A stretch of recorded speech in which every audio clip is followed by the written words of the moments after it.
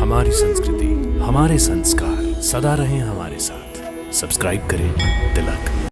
हर प्राणी की आध्यात्मिक उन्नति और शक्ति के अनुसार ही उसके शरीर के चारों ओर एक तेज पुंज, एक प्रकाश का क्षेत्र रहता है। जितनी शक्ति अधिक होगी, प्रकाश का क्षेत्र भी उतना ही बड़ा होगा।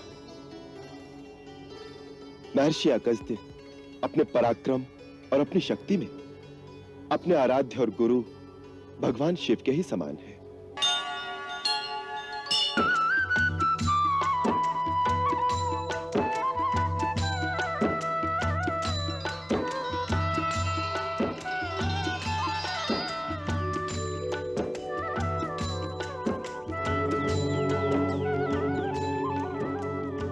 प्रभु, यही गुरुदेव का आश्रम है।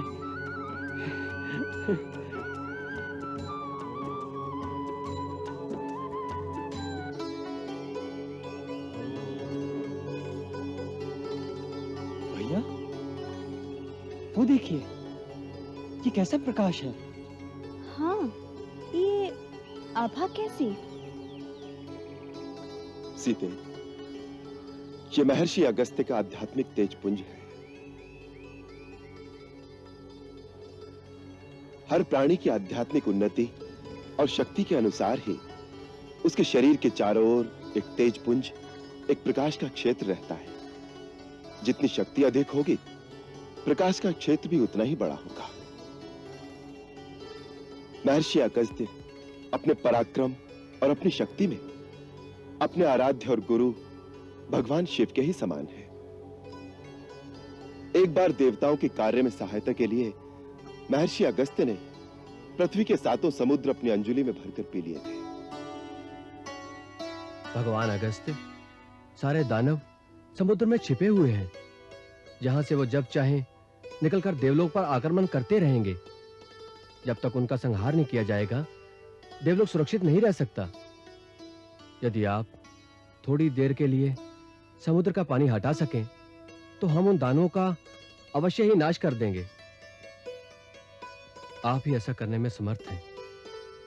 हम आपकी शरण में आए हैं, हमारी सहायता कीजिए प्रभु। तथास्तु।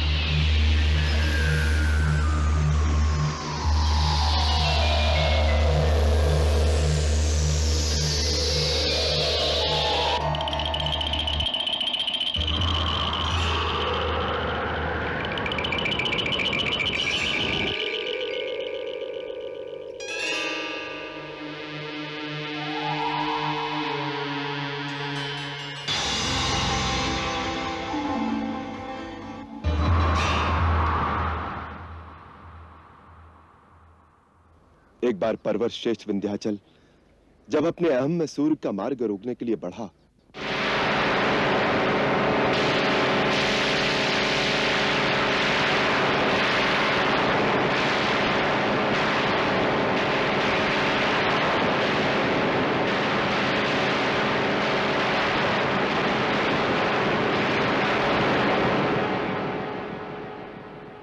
तो महर्षि अगस्त्य ने अपने चरणों से उसे दबाकर उसकी उद्दंडता को वहीं रोक दिया था।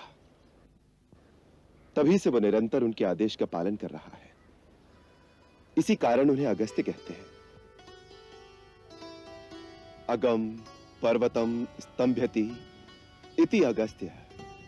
जो अग अर्थात पर्वत को स्तंभित कर दे, वही अगस्त्य है।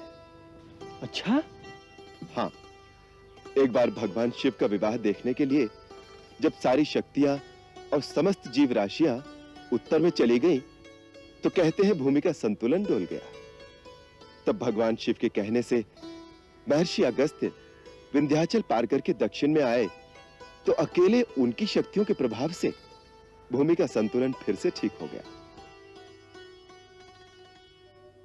इसीलिए कहा जाता है कि यदि उत्तरी भाग का समस्त आध्यात्म बल और ज्ञान एक पलड़े में रखा जाए तथा दूसरे पलड़े में अकेले महर्षि अगस्त्य बैठ जाए तो दक्षिण का पलड़ा भारी होगा। स्वयं भगवान शिव ने महामुनि अगस्त्य को परम सुंदर तमिल भाषा की शिक्षा दी।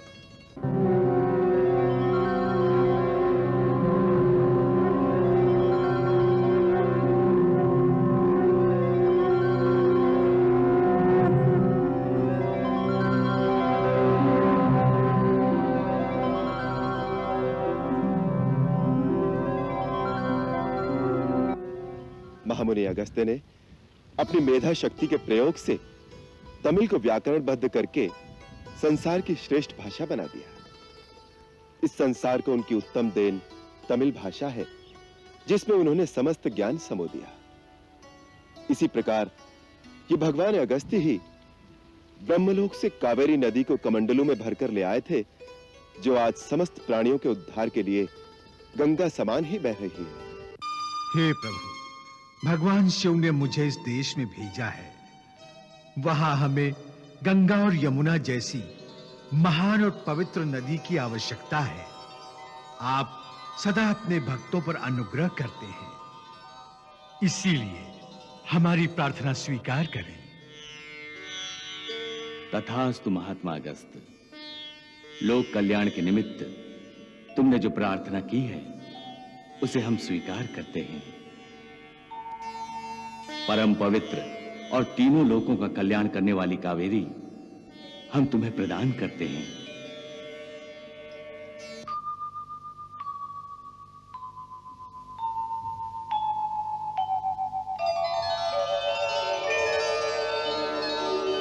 प्रणाम पितामह, क्या आज्ञा है?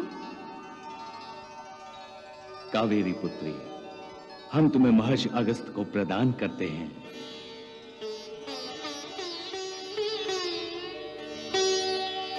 अपने उत्तम जल से दक्षिण को पवित्र और समृद्ध बनाओ।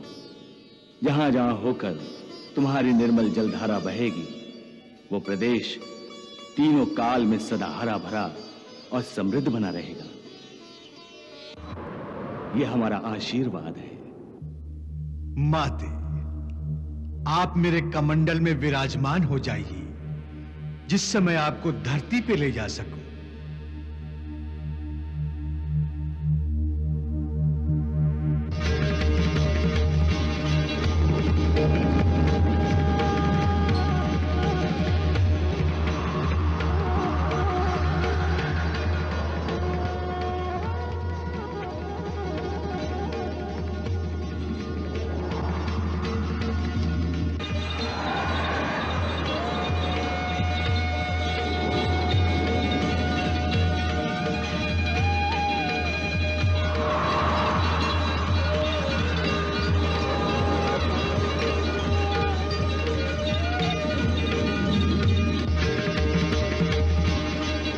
माता, यहाँ के समस्त प्राणी, जलचर, नभचर, भूचर, समस्त जीव सर्वदा आपकी पूजा करेंगे और किसी भी भेदभाव के बिना उन सबको आपका आशीर्वाद प्राप्त हो।